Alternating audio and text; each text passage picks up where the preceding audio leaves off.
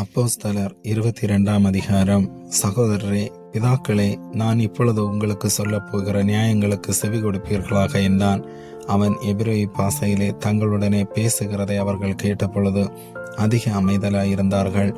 அப்பொழுது அவன், நான் யூதன், சிலிசியா நாட்டிலுள்ள தர்சு பட்டணத்திலே பிறந்து இந்த நகரத்திலே கமாலியோனின் பாதத்தருகே வளர்ந்து முன்னோர்களுடைய வேத பிரமாணத்தின்படியே திட்டமாய் போதிக்கப்பட்டு இன்றைய தினம் நீங்கள் எல்லோரும் தேவனை குறித்து வைராக்கியம் உள்ளவர்களாய் இருக்கிறது போல நானும் வைராக்கியம் உள்ளவனாயிருந்தேன்.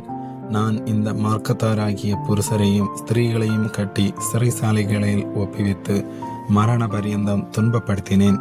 அதற்கு பிரதான ஆசிரியரும் மூப்பர் யாவரும் சாட்சி கொடுப்பார்கள். அவர்கள் கையிலே நான் சகோதரருக்கு நிருபங்களை வாங்கி கொண்டு தமஸ்குவில் இருக்கிறவர்களும் தண்டிக்கப்படும்படிக்கு அவர்களை கட்டி எருசலேமுக்கு கொண்டு வரும்படி அவ்விடத்திற்கு